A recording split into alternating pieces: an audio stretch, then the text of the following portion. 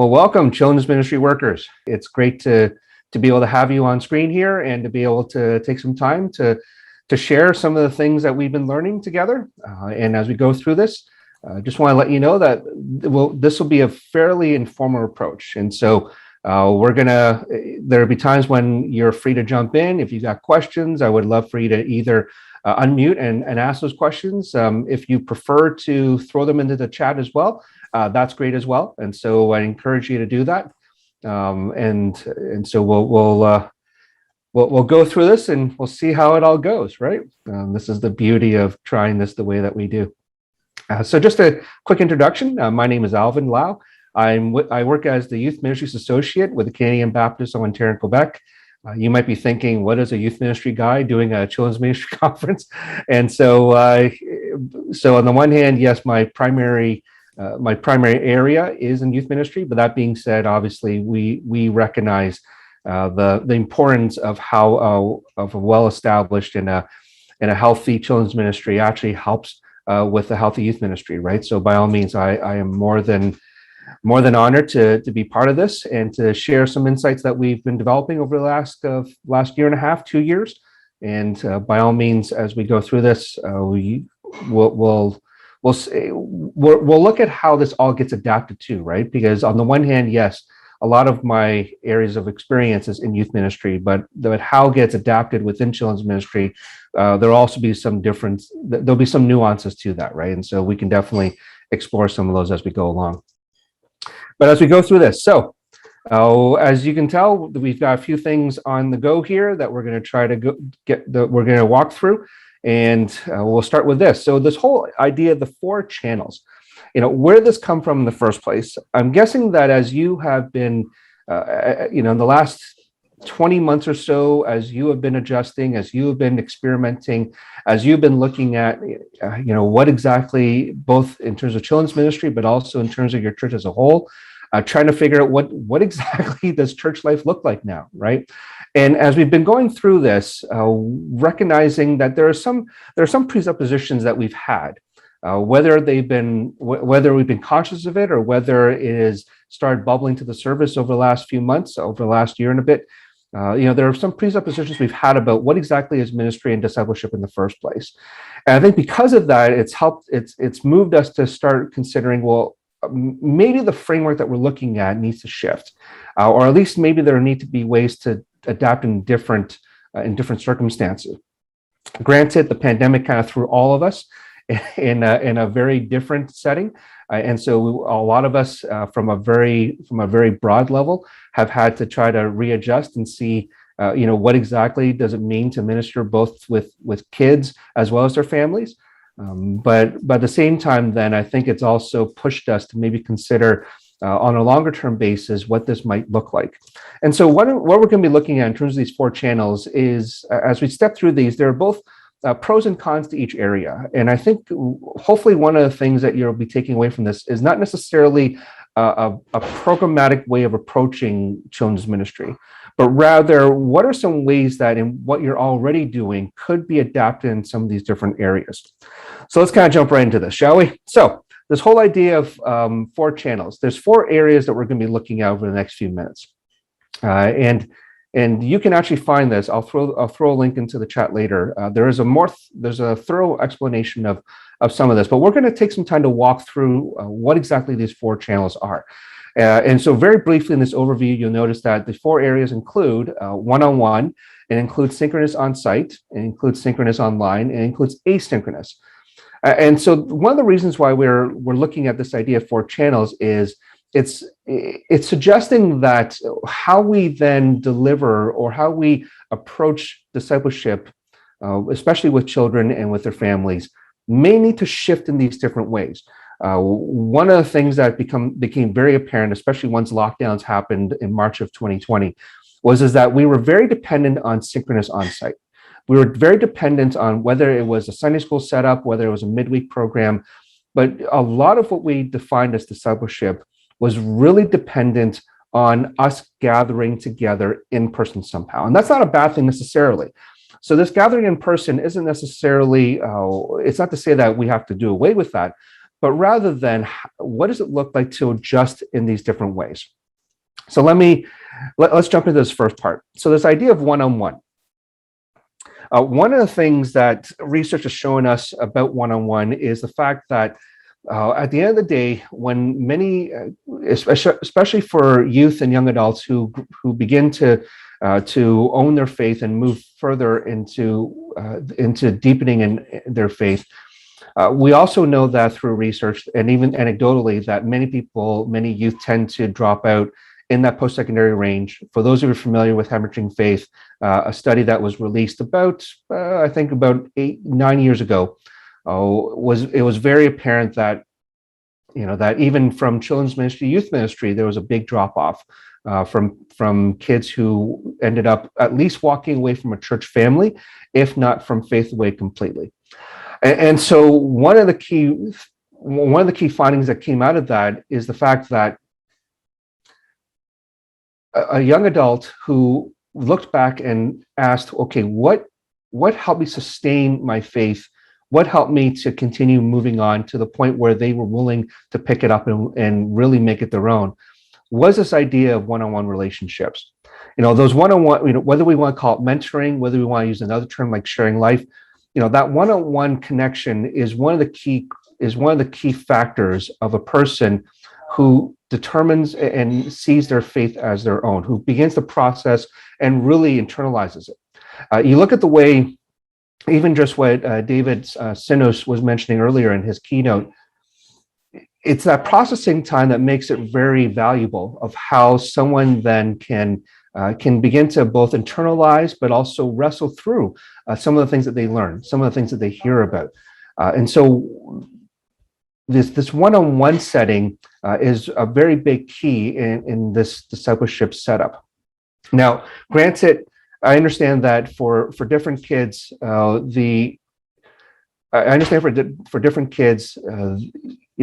that what that one-on-one looks like may look very differently, right? There are some, as David was mentioning in his own interviews, there are some who are very insightful, some who take time to kind of dig in, some who may not even be ready to dig in yet. But what we've been seeing is that as someone gets older, that one-on-one connection becomes much more vital in their integration towards faith.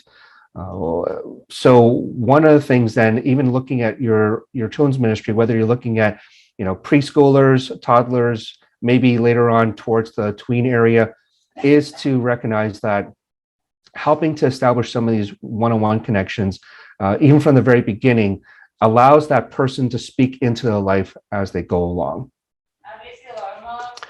So let me just pause there for a moment and just ask thoughts, questions that are jumping out to you right now. I would say like one-on-one mentorship is like doing a life transfer, like the people really getting connected to us and see how we live in our faith, right? So that makes more effective in their spiritual growth. No, I think you're right, Angeline. I mean, I'll throw in a link into the chat there. This concept of sharing life, because I think sometimes when we look at this idea of one-on-one, some people have this preconception of what it means, right? Especially in youth ministry, this idea that you're supposed to sit down with someone once a week at Tim Hortons for an hour and talk about life. And for some people, maybe that makes sense, right? Maybe for some of your kids, yeah, they would love to just hang out in Tim Hortons and chat about anything and everything. Some, maybe that doesn't make as much sense, right? Maybe they're not as comfortable with that. And so even the idea of what does it mean to have those kinds of exchanges? What are ways that they can to approach that? This idea of sharing life, then I'm not going to jump into this thoroughly, but you can take a look at that link and even just see, well, what are the ways then that someone could make some of these approaches? Some that may be more maybe informal, maybe on a much relatively surface level, others that delve in deeper. And so, I think you're right, Angeline. It's part of this one-on-one is how to both step into their world, but also how they can step into your world, and how does that learning look like? I think one of the ways that someone can really learn who you are is if you ever take them for a drive, right? Uh, I don't know how you're like when you're driving. Chances are the way I drive isn't always the most exemplary way of, of demonstrating a Christian life. And so even with that, there are ways that that learning can happen, right? It's just even in terms of helping and model what does it mean to to seek reconciliation. What does it mean to understand and actually see moments when we make mistakes, right? And how do you actually process that and actually seeing someone, allowing someone else to see you in those moments too. So definitely, that's something there. I know Nancy just threw it into the chat, right? Those, it does require time, but I think at the same time, it also allows to broaden your pool of people, because now, I know that a lot of times recruiting for some of your different ministry teams can feel daunting, and sometimes it feels like it's a challenge over and over again. But I think this one-on-one connection then allows a greater, broader span of people within your churches.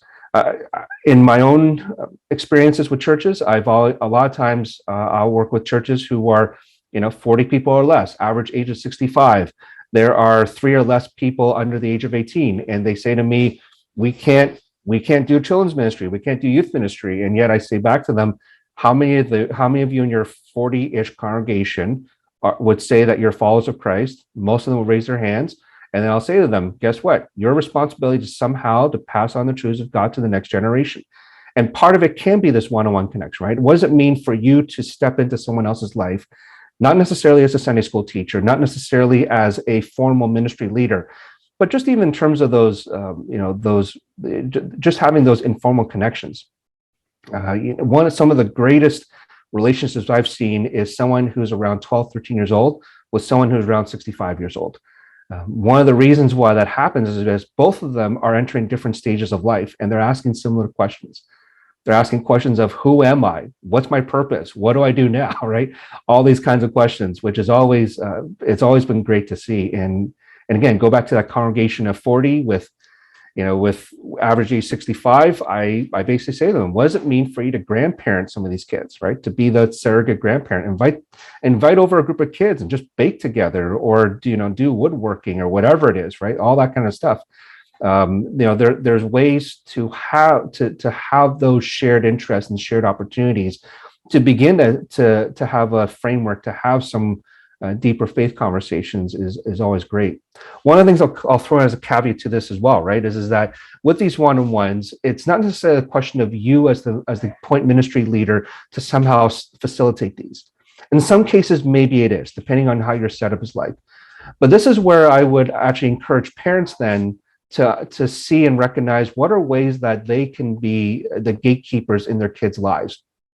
So even for my own kids, when they were, I've got 2 kids now, 18 and 15, but back when they were younger, around 7 and 10, we actually approached some adults in our congregation and asked, hey, would you be willing to invest in one of our kids' lives in this way? And we even asked, well, who are people that you relate to, right? And so as a parent, then I can then approach that adult and say, hey, my kid actually sees you as someone that they value in their life. And so would you be willing to step into life somehow?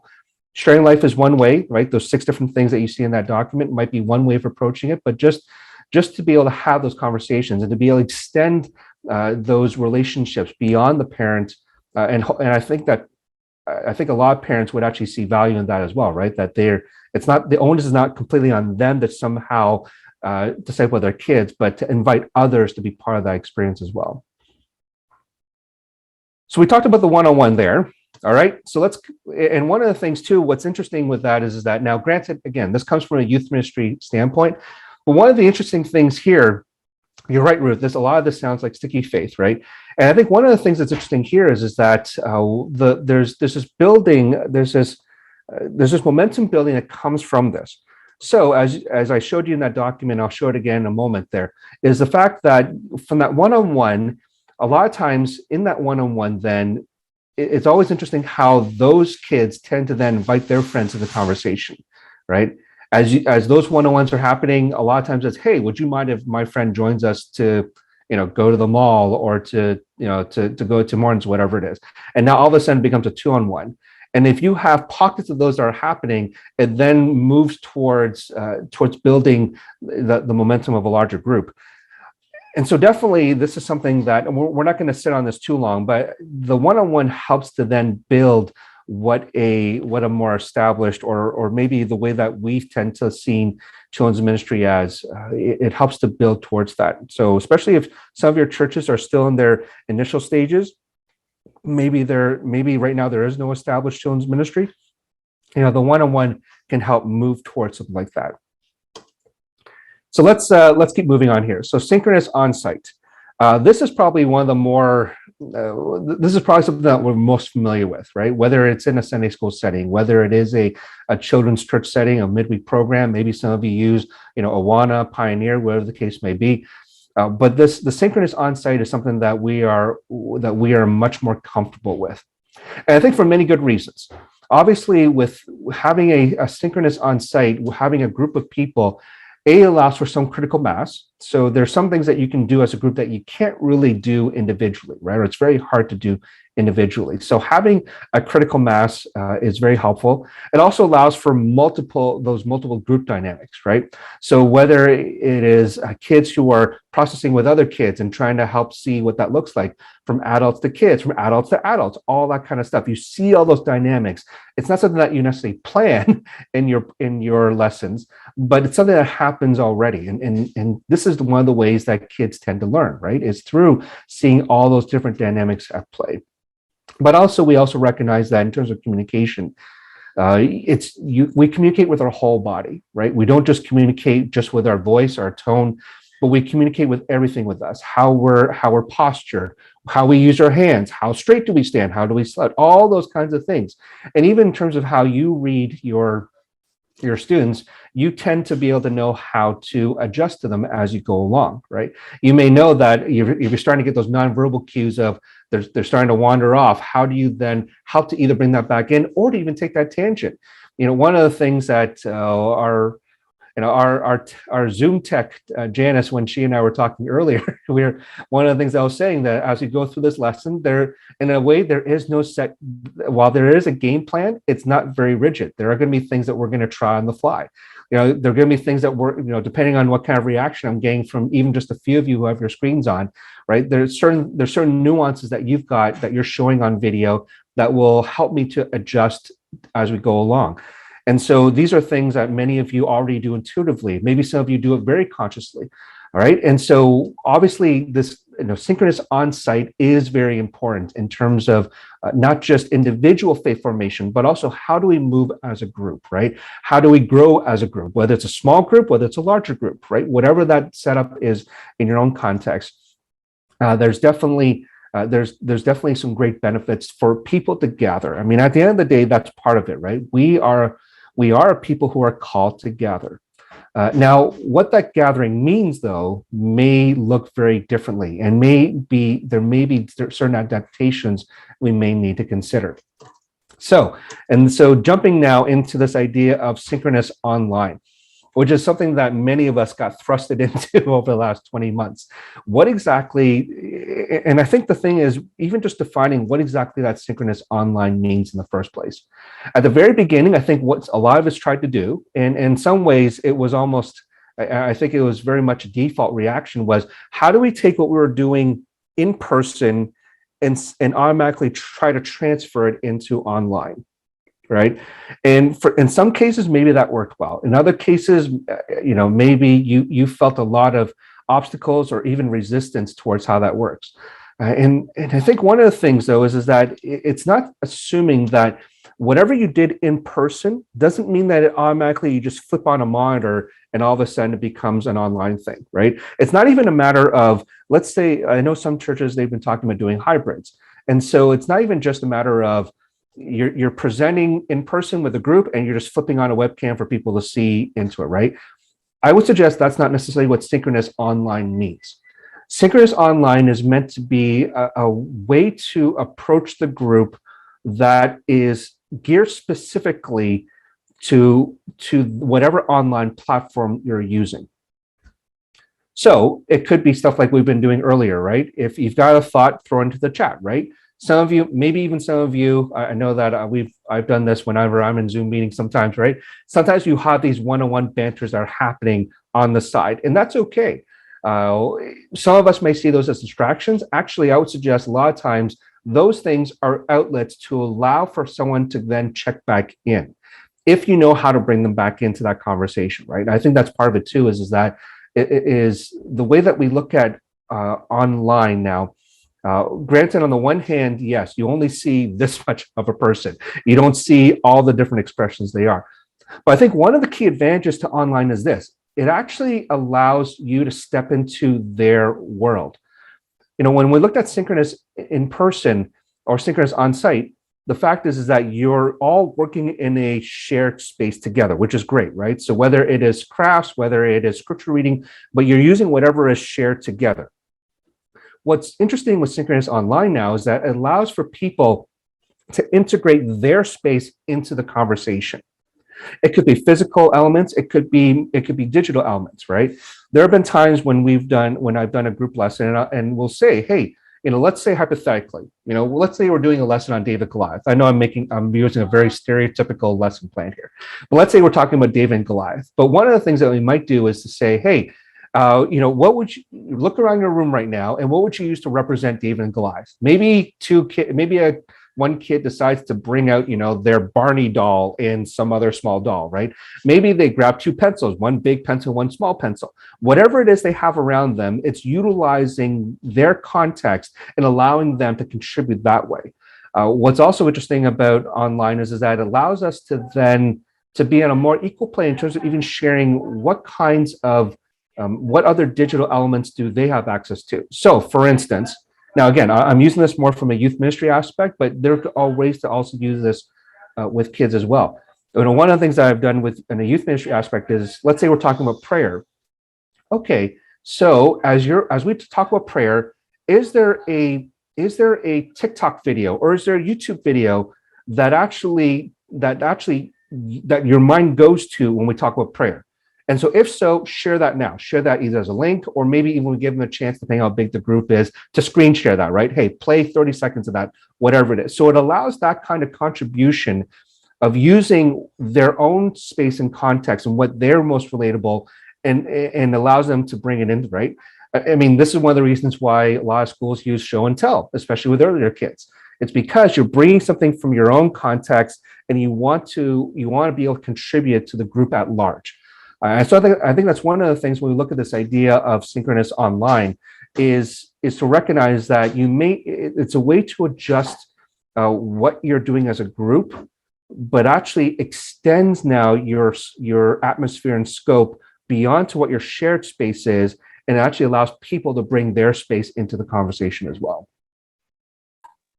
I believe, if I may, Alvin, I think it's a pretty good way of delivering, not even, let's say, lesson or sharing, because mostly when we are at the regular Sunday school, we usually just like kind of deliver and teach and try to get them engaged from one person. But now I think with the online platform, I think it opens up new ways of having them involved and having them bring in their own ideas and their theology per se. Yeah, thank you, Alvin. Yeah, I mean, I think even going back to what David was saying in his keynote, right? A lot of the idea of theological formation or theological processing is not necessarily you are teaching just one direction all the time, right? Is this idea of how do you have that two-way communication going? And so even from we looked at earlier with the one-on-one, right? Obviously in the one-on-one, hopefully it's not just a person sitting down with another and just giving information the entire time, right? But it is that two-way communication. I think a lot of you who are well-versed as children's ministry leaders, right? That you have some way in your lesson for people to contribute. Education theorists, educationalists talk about the whole idea of constructivist learning, right? Or student-centered learning. What does it mean to create a space for others to be able to connect in, right? And so I think one of the things that this challenges us to do is how do we, in whatever channel that we're using here, how do we help that two-way to happen?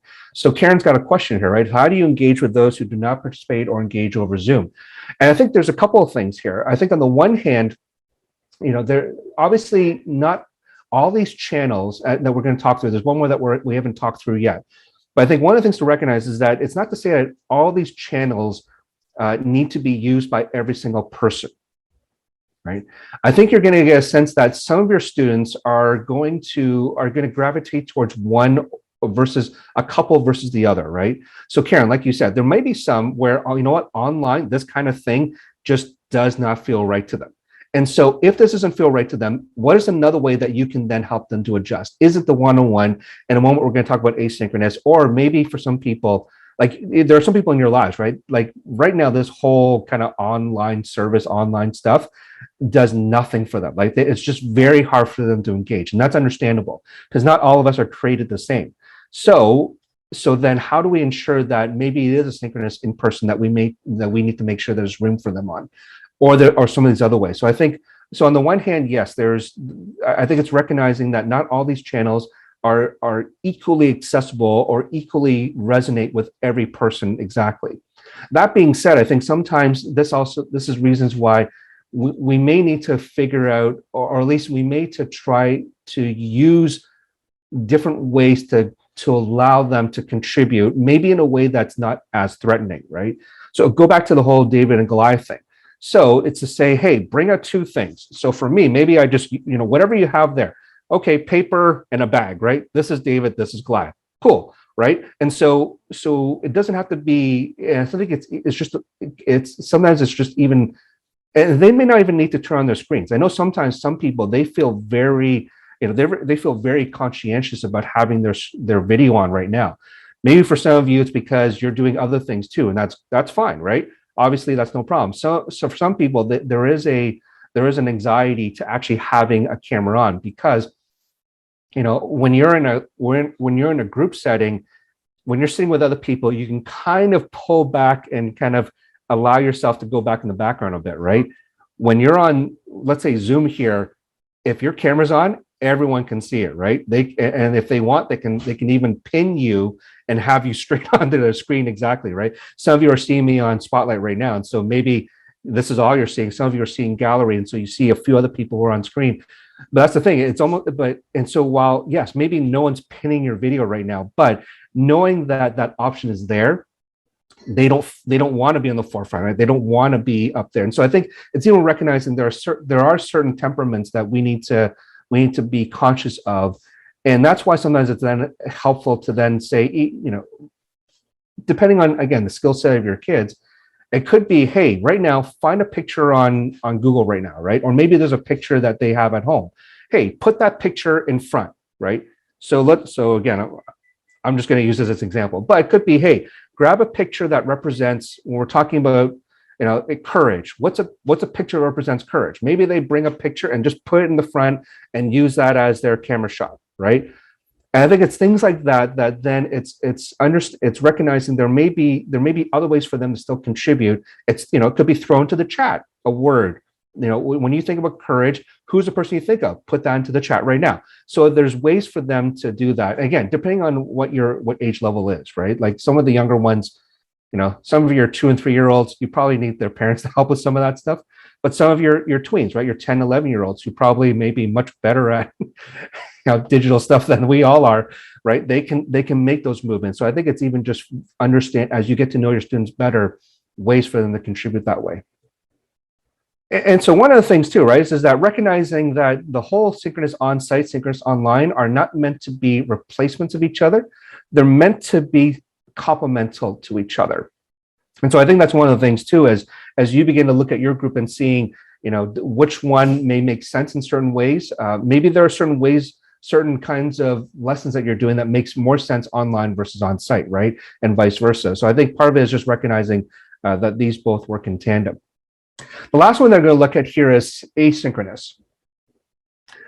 So chances are, if you've had, as you've talked to your kids, or even if you've listened to the news over the past year and a half, you've heard about synchronous and asynchronous learning, right?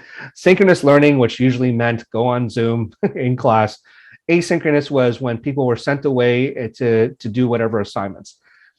So here's the interesting thing about asynchronous is that asynchronous now allows a person to take deeper ownership of their faith formation. What we teach as a larger group, what we do, what we have as a children's ministry moving forward, chances are many of you have some kind of idea of, in the next few months, in this coming year, here are the kinds of topics, here's the direction we want to go, right? Maybe some of you have a multi-year kind of system where you're saying, hey, year one, we look at this, year two, we look at that. Now, obviously programs like Orange, if you're using that kind of stuff, they have those multi-year directions. And so on the one hand, yes, you're trying to help your group as a whole kind of make these movements and progressions together. But then part of it then is that how do you make space for those who maybe you want to provide ways for them to take those side tangents, not necessarily with the group as a whole, but even either in smaller pockets or individually. And I think this is where asynchronous becomes very helpful. So those of you who are familiar with John Roberto with lifelong learning, one of the things that he talks about is playlists, right? What does it mean to create a playlist for people to access and use on their own? So, for instance, let's say you were doing a topic on prayer, and so there may be some kids in your group who really the topic of prayer isn't really where they're at, and so they go, you go through your time as a group. You go through that lesson together as a group, and at the end, they learn some stuff, but it's not necessarily something that resonates with them. But you may have a couple of other kids who really want to better understand what is prayer. How do I do prayer? How do I practice prayer? What are some different ways of praying? And maybe from there, then you begin to build almost like your own resource library of some of these different things.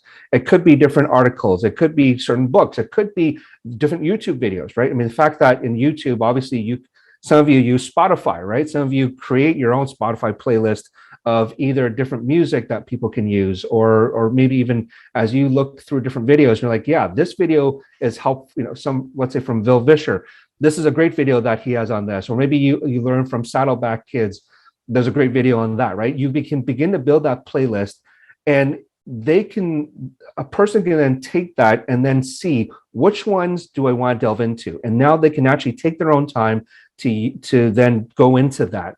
And at their own pacing too, right? Because it's not dependent on us as a group meeting together on a Sunday morning at 11 o'clock or a Wednesday night at 7 p.m. Right? It's now, hey, if I've got a few minutes, if I've got a few minutes after school and I thought about this on prayer, let's go to the playlist. Is there something there that might address this, right? It even gives opportunities for people to contribute into that. So it's not just dependent on you on creating this. Maybe, especially for those, for some kids who maybe they start going on their own little rabbit trails. All of a sudden, they're like, hey, hey, Angela, I found this, or hey, Marnie, I found this. What do you think of this, right? So even in those engagements, there are ways for people to contribute into those playlists, right? Based on some of the discoveries that they're making on their own as well. And so I think that's one interesting thing with this whole idea of asynchronous is that, let's face it, right now, we've got access to almost anything around the world, right? There are things that you could probably get about this topic that's much better than what you're getting from me right now.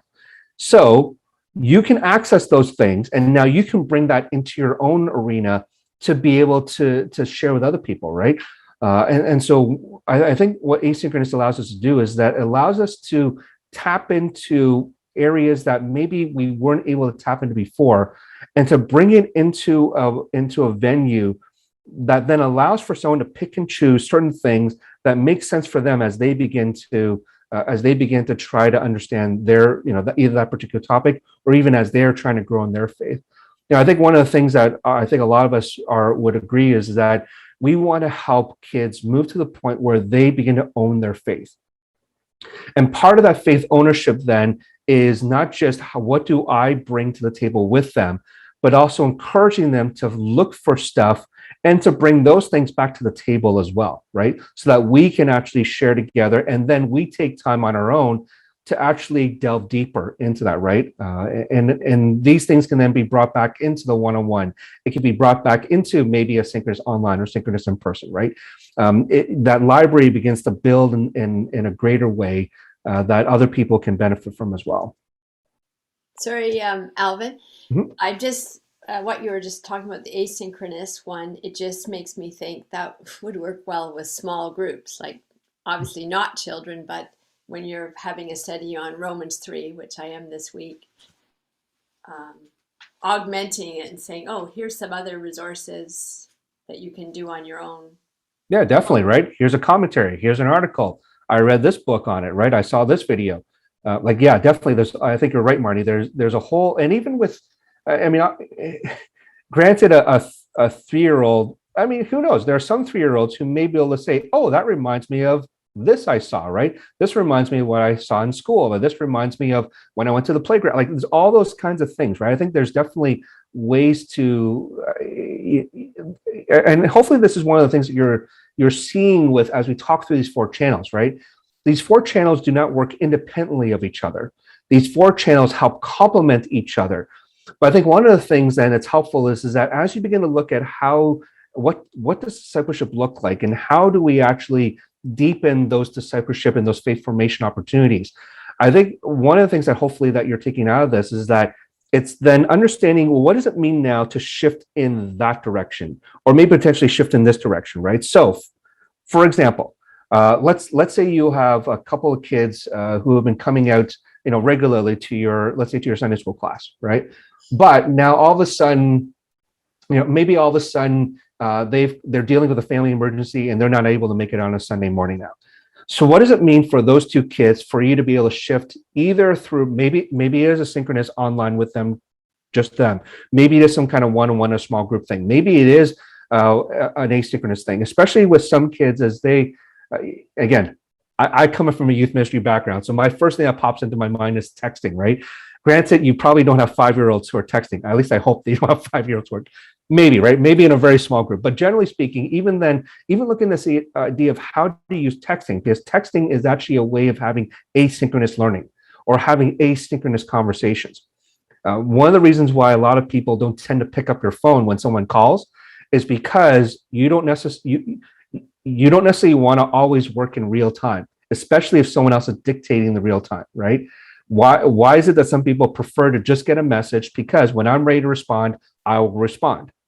So I think that's the same thing sometimes when we're looking at this idea of asynchronous learning is that it's how do you provide opportunities where the conversation could still be 2-way, but it's no longer, it's not in real time. It doesn't mean that, that Marnie, you and I need to sit down together in order to talk, in order to have a conversation. It could be, I'm going to throw this out there, see how you take it, and then you can throw something back at me later, right? I mean, this is how social media works. Sometimes it's real time, but a lot of times it's asynchronous, right? When you're scrolling through Instagram, rarely are you, I mean, there are times when you do talk, when you are communicating in real time together, but many times it's, I see a post, I comment. Later on, someone else comments, right? And later on, someone else comments. And it's not going to, maybe it takes several minutes before that conversation happens, but it's that kind of asynchronous that's in there. But do you need, I mean, obviously you need to somehow engage the parents to say, yeah, gosh, I found some videos I think your Sally's going to like. You're not just working one-on-one with the kid. No, and even going back to the one-on-one, right? This is where, like you said, I think that at the end of the day, one of the things we need to reinforce is the parents are obviously the gatekeepers of their kids, especially the younger they are, right? Once they get to like 12, 13, 14, right? When they begin to have more independence, or at least more volition over some of that content. But I still say at the end of the day, the parent is still the gatekeeper. So even if I'm mentoring someone, or if I'm pouring into someone, I still want to make sure the parent understands what this is, and understands if I'm talking with their 5-year-old, it's not just me coming up to their 5-year-old and talking after service, right? It's actually, hey, one of the reasons, hey, Mr. and Mrs. So-and-so, one of the reasons why I would love to get to know your kid better is because if you're okay with it, I would love to connect with them so that they have another adult they can turn to as well, right? Not to supersede, obviously, but to be part of that circle. And that's why I think for parents then to recognize that they become the gatekeepers, a lot of that kind of stuff. What kind of videos do you want to make they become a filter, right? Yes, Marty, you might have some great videos. Maybe you have 10 videos. So then the parent, then it's up to you. Do you want to show 5 of them? Do you want to show 3 of them? Maybe you show none of them. Maybe you show all of them, right? But the parents, are the gatekeepers all the time. So Karen, you threw in a. I'm just reading your question right here. So I would say actually, online. I think online is here to stay. Period. Now, online is not going to look the same going forward, right? So even going back to when I was mentioning, there are going to be times when it makes more sense. Maybe, and again, it's not to say that when we talk about these 4 channels, it's not to say that all of them have to happen at the same level or the same intensity, right? There may be times when you're saying, actually, you know what? In a given month, maybe it's better for our group 3 times a month to 3 weeks to meet in person. But there's going to be one night where we're going to actually bring everyone together online, and maybe because there's certain things that works better online than it works better on site, right? Like one of the games that a lot of groups did right at the beginning of the pandemic was scavenger hunts, was home scavenger hunts, right?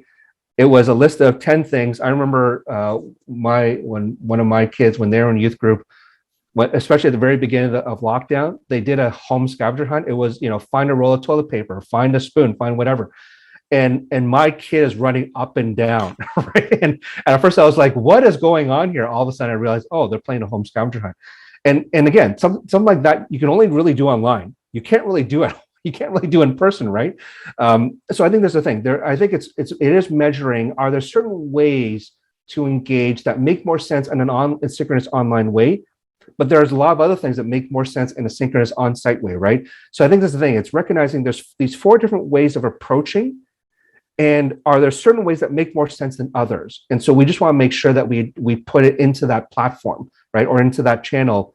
And so I think short answer is yes. I think online is here to stay, but online is not going to look the same way for everybody. There are some groups where maybe you've got to reach internationally now. So what does it mean for those kids, those families who are international with you? Like in our church, we have a church where we have a lot of people who are reaching to mainland China. And so again, you're not going to be able to do online in person that way. Oh, sorry, you're not going to be able to do synchronous in person that way. So it is going to be more dependent on synchronous online, right? Or some kind of asynchronous or one-on-one. So I think that's the thing. It's recognizing in your own context, which of these make more sense, and then how do you adjust accordingly? But also recognizing, I think the pandemics has shown us, don't necessarily even just put it into one box specifically, right? Don't just lean solely onto one-on-one or solely into one of these. It's then saying some of the things that you're trying to accomplish, how could they be readjusted to one or the other, and to have those adaptations available as you go along. So let's just have a couple of people just kind of share what's a thought that's been jumping through your mind as we've been looking at some of this. I think so. Yep. I was going to just say, talking about the 4 channels made me realize that we need to engage the parents more. Like we kind of just take what we've got, like, oh, these 3 kids came today and these 2 kids came next week, and this is I'm happy that I had this conversation or whatever, but we probably really need to pull the parents in and say, like, how can we help you more, and engage with them. Yeah, definitely. I know that formally our time's supposed to wrap up in the next minute or so. So here's what I'm going to suggest. If you want, I'm just going to close off in prayer in a moment, and we'll stop the recording. For those of you who are ready for lunch, you are more than free to leave after that.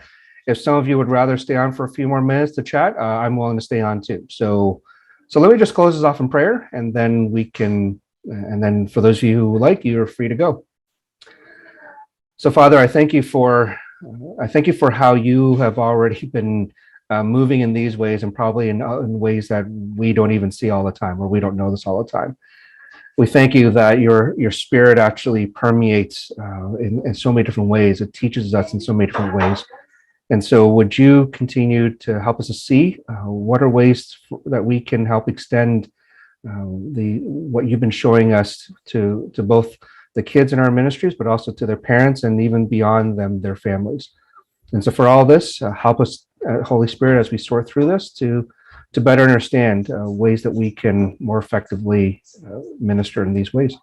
So for all this, we thank you in your name, Jesus. Amen. Amen.